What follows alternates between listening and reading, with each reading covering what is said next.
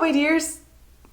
I just had the strangest urge to say ciao. Am I okay? Anyway, hello. Today we are going to discuss one of my biggest pet peeves of all time, and it's one of those things that you really don't even notice until you do, and then you never stop noticing it, and it crushes your soul just a wee bit every single time.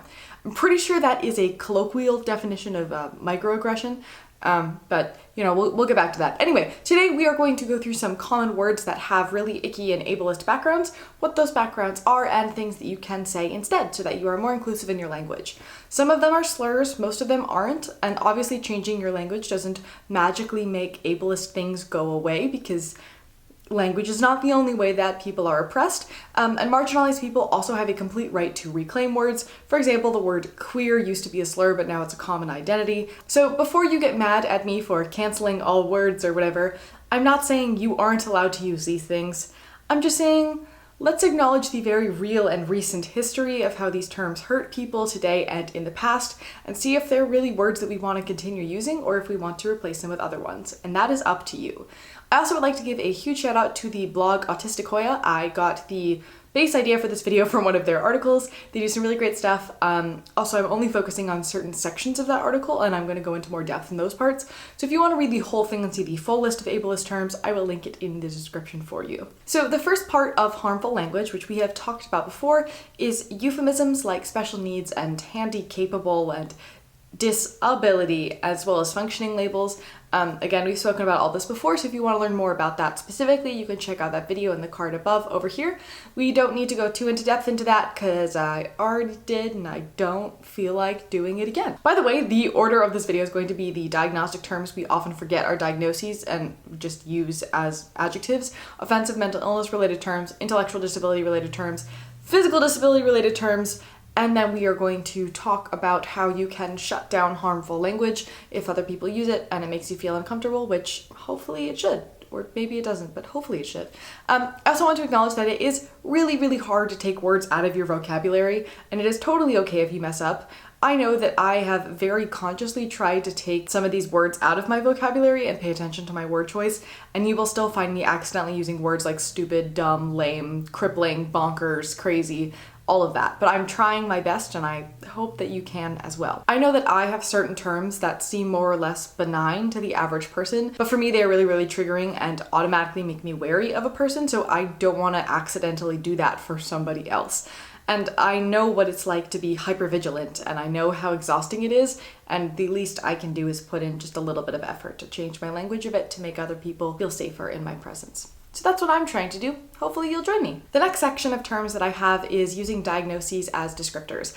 I think that we all consciously know that saying, I can't focus on my work anymore, I'm so ADD, or like, I'm really OCD about color coding is not okay, even though people still do it anyway. And then you have that whole little internal crisis of like, do I call them out on it? Or do they genuinely have that disorder and they're joking about it and they're totally allowed to because that's how they cope and that's how they're reclaiming the label, which then makes you miss a huge chunk of the conversation, and it's a whole mess. We've all been there. Also, ADD isn't even a diagnosis anymore, so I'm not quite sure why people keep saying it, but sure, in the same way that we keep saying Asperger's, I guess that does make sense.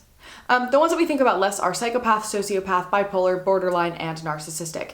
And a lot of people don't even know what the origins of these words are and what these diagnoses actually mean to begin with. They only know the stereotype portrayed by society through the use of these terms as regular adjectives.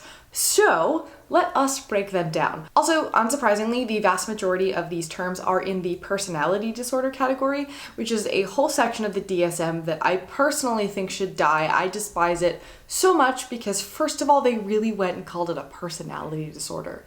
Like, they really thought that through and went, you know what? It's a personality disorder. And I also think that personality disorders shouldn't exist as a classification at all because 99% of the time they're just a way that somebody reacts to trauma, and then they're just a hot mess because of trauma. And to be fair, the DSM is also a hot mess and should die. But overall, the idea of somebody having a personality disorder looks to me, based on my extensive research into the history of science and mental health in at least our country, It looks a lot like a way to pretend that a person is just inherently bad or messed up and cannot be fixed, and that nobody's actually responsible for like the outcome of how this person is clearly struggling, because it's just so much easier to see a human as defective rather than accept that, maybe you need to change yourself because you're not making an environment accessible for them, which is just so very not cool. And I personally position that personality disorders should just stop being a thing. But anyway, I digress. Back to the main topic. We're gonna go over them really quick. So the first one is the word bipolar, which is from bipolar disorder, also known as manic depressive disorder. This is not a personality disorder, but it is a mental illness categorized by episodes of alternating periods of depression and mania that can last from days to months. And these episodes are typically accompanied by changes in sleep, energy, speech, and thinking. These mood swings also last from days to weeks to months. So it's not like an instant change back and forth.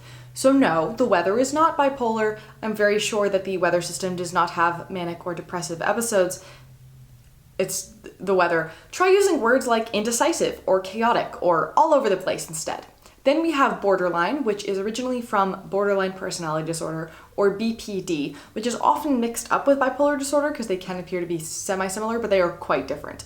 Also, this is important to recognize, is a diagnosis mistakenly often given to autistic people rather than the autism diagnosis. It's also a semi-common comorbidity of autism, but a lot of the time the diagnosis there should have just been autism, not BPD. Borderline personality disorder is characterized by patterns of abrupt moment-to-moment swings in moods, relationships, self-image, and behavior that are usually triggered by conflicts in interactions with other people. You cannot diagnose that in a human without being a psychologist. Frankly, I don't think anybody, regardless of whether they're a psychologist or not, should diagnose it in anybody, and instead should just help people to deal with their trauma, because the title of the diagnosis is just disgusting. But anyway, try using words such as unpleasant, toxic, abusive, manipulative, mixed signals, unpredictable, confusing, etc.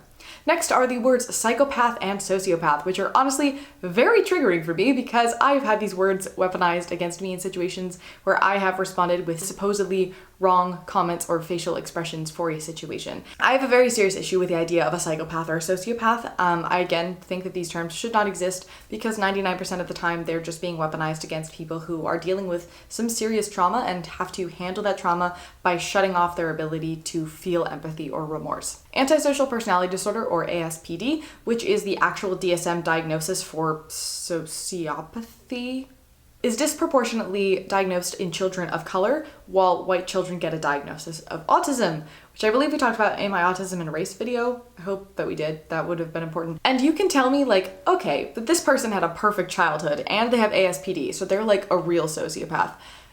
You have no idea what their childhood was. You have no idea what could have caused serious trauma for them. And honestly, they may not either. It could have been when they were young enough that they don't remember it. As I said earlier, in my opinion, personality disorders are just atypical and harmful coping mechanisms.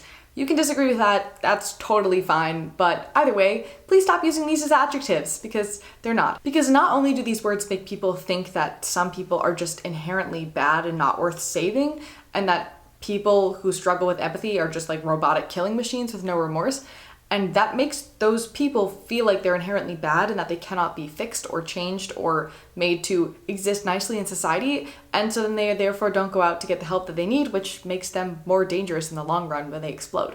Also, empathy does not always look like we think it does. People thought that autistic people didn't have empathy until... Okay, they still think that. People really still do think that we don't have empathy, so... That's the thing. Anyway, the whole idea is just incredibly flawed and incredibly messed up, and I love how this video has just become me yelling about the sheer pointlessness and absurdity of the existence of personality disorders. This is not where I expected this to go, but we're here. Anyway, words you can use instead include uncaring, selfish, self-centered, callous, reckless, impulsive, etc. And then we have the one that I hear several times a day, and it pisses me off to no end. This is what angry Sydney looks like. This term is derived from narcissistic personality disorder, which is characterized as having a facade of an inflated self-importance, a deep need for excessive attention and admiration, troubled relationships, and a lack of empathy for others, while underneath having a fragile self-esteem that is vulnerable to the slightest criticism. Okay, two things. One, people stuck in fight response often appear to be the same as somebody who has NPD. We won't go entirely into the logistics of that right now. I will put my notes on it on the screen over here, and you can just pause to read them. Second of all, just because somebody is not aware of somebody else's experience, that does not mean that they are a narcissist.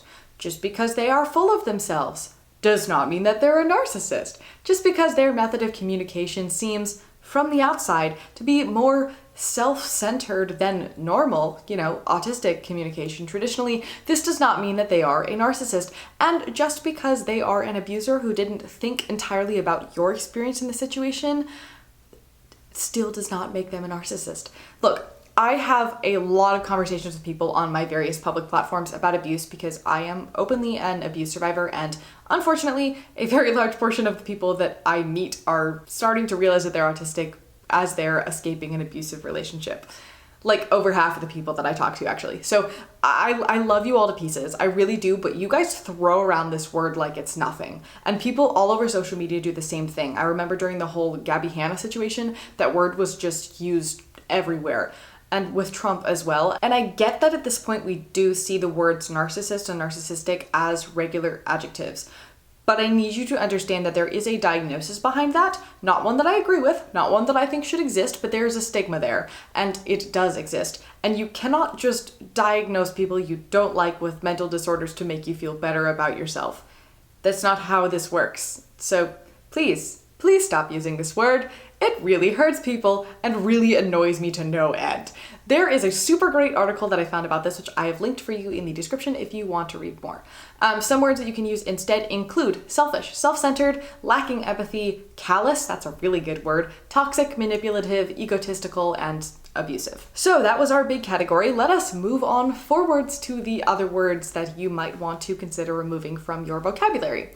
In the psychiatric or mental illness and disability category, we have crazy, deranged, mad, insane, cuckoo, bonkers, lunatic, madhouse, maniac, deluded, multiple personalities, psycho, spaz, freak, manic, schizo, and psychotic. I know that I personally used crazy and bonkers frequently in the past. I thought that I pretty much got rid of crazy, but then turns out I just replaced it with bonkers and then also used crazy, so that's an issue that I need to work on. But I've also personally had crazy weaponized used against me to describe my behavior while I was developing brain damage, rather than admitting that something was horribly wrong. I was just, going crazy. Yeah, so I'm trying really hard to remove that one from my vocabulary, but it's very difficult. Some words to use instead include wild, impulsive, reckless, out of control, and unpredictable. I will also say that some of these words can be legitimately used. I know that the MAD community is a thing, and I know that some people are trying to reclaim freak. Schizo and psychotic are also technically correct medical terms, but please do not use them unless it is explicitly in the medical category. The next section here is intellectual disabilities. The origins of these we talked about in my eugenics video, which you can watch up here, but these include stupid, simpleton, daft, dumb, feeble-minded, imbecile, moron, idiot, and the R slur. Now, none of these are technically medically correct anymore, and nobody is trying to reclaim them either, which I totally agree with. It makes complete sense since people were systematically murdered and sterilized after being given these diagnoses in the last century. And I know that it is very difficult to remove the words dumb and stupid from your vocabulary, believe me, but it is possible, and it can be replaced with really great words such as pointless and absurd. I'm also a huge fan of calling myself a silly goose or a dingus, or literally any other random noun I could find in the vicinity. I once heard somebody call somebody a sentient fedora. Anything I can use to avoid using those not so nice nouns. Also, why do we still have to say out loud that you shouldn't just regularly use the R slur? Like, for real? This also includes like libtard and all of those other things. All of these words were initially used colloquially as insults, meaning that only a developmentally disabled person would do or say that thing, which just kind of reinforces these stereotypes and is just obviously downright not okay. Also, an interesting one that I didn't even think of until I was researching for this video is the word duh, which originally was a word to mock vocalizations of intellectually disabled people, which big yikes for that one. Our last category of the day is physical disability stuff. So that includes saying that somebody is blind or deaf to something, using the word cripple, which you wouldn't like call somebody cripple, I feel like, but I'm definitely guilty of being like, crippling anxiety, which I'm going to work on, as well as invalid, wheelchair bound, lame, and deformed.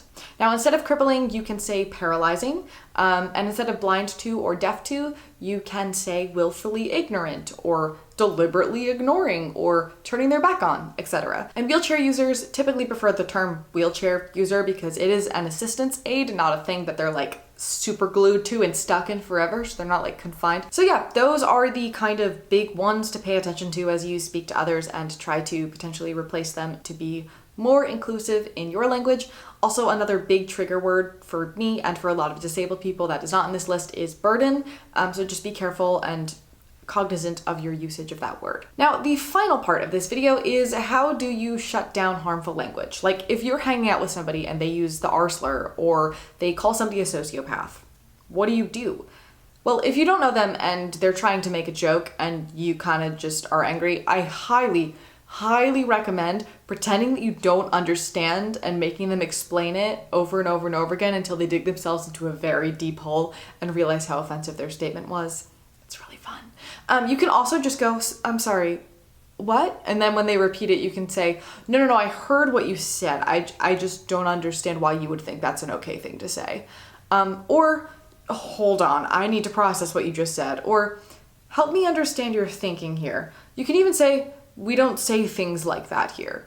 Just call them out on that. And don't be afraid to call them out on that. But also, as we mentioned before, with a lot of these things, people don't realize that what they said was offensive. So you can also use it as a teaching moment and not being like, I'm teaching you this thing, but more like, hey, actually speaking of that, I learned the other day that insert thing is actually offensive for insert reason. No worries, I know that you didn't know. I didn't know either until the other day, but thought you might want to. And completely blame that on the fact that nobody teaches this stuff literally anywhere, and we're all just learning and growing at the same time.